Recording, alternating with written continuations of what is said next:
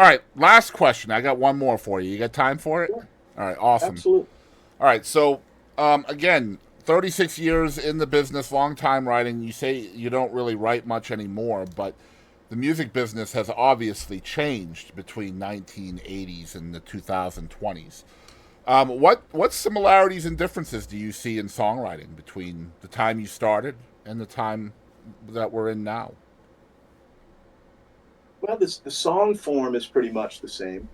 Um, it's usually your verse, maybe pre-chorus, chorus. You might have a bridge in it. So there hasn't been any drastic changes in the song form. If you look at the first part of the 20th century, most of popular music was in the AABA song form, meaning verse with a refrain, verse with a refrain, bridge, verse with a refrain. That was the template for the first half of the 20th century. That changed, right? We went through the folk music scene where it was verse, chorus, verse, chorus, verse, chorus. Then all of a sudden, it went verse, pre-chorus, chorus. Then you added a bridge to it.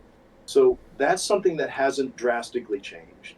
Um, in country music, that's the only thing I can really speak to is the lyrical content isn't as important as it was when I moved to town. If you look at songs like "The Gambler," like Don Schlitz, or you listen to these great songs from the Bob McDill songs, like "All That Glitters Is Not Gold." I know I mentioned that one earlier. All these fantastic lyrical masterpieces, right? I don't hear many of those anymore. So that to me has really changed. Um, Yeah, you have to dig for those nowadays. yeah, and it's become a lot more formulaic. I would have to say,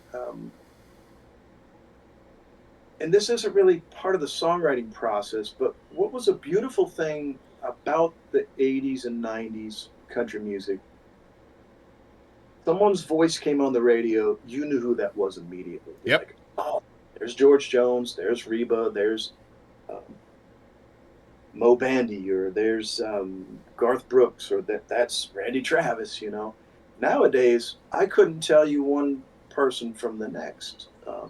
Unfortunately, I have to be honest. I don't listen to much modern country radio. Um, I get a little fed up with the lack of thought, obviously, put into the lyric. Substance. Seems like lyric is secondary Yep.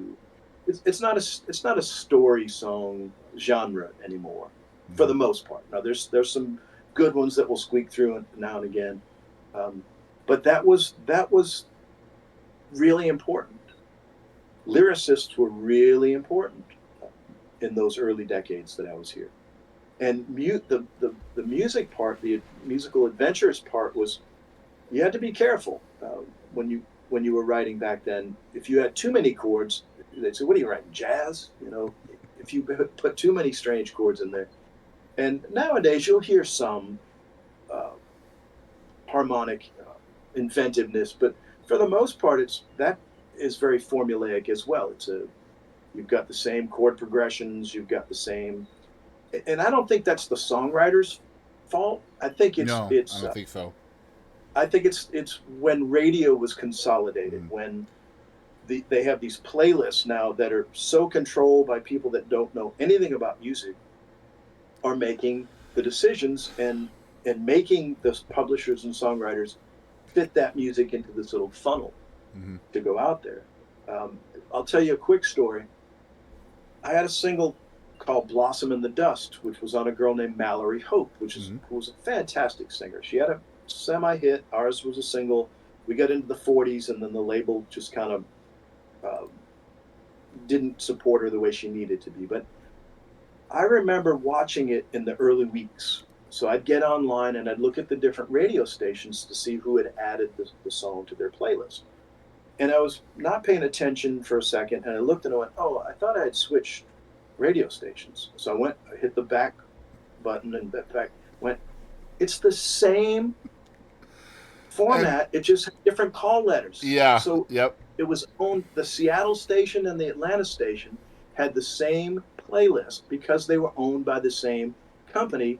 and they had the same program director or directors that were making those decisions. Back in the 90s, it wasn't as the stations hadn't been as consolidated. I think Mm. that didn't happen until the 90s.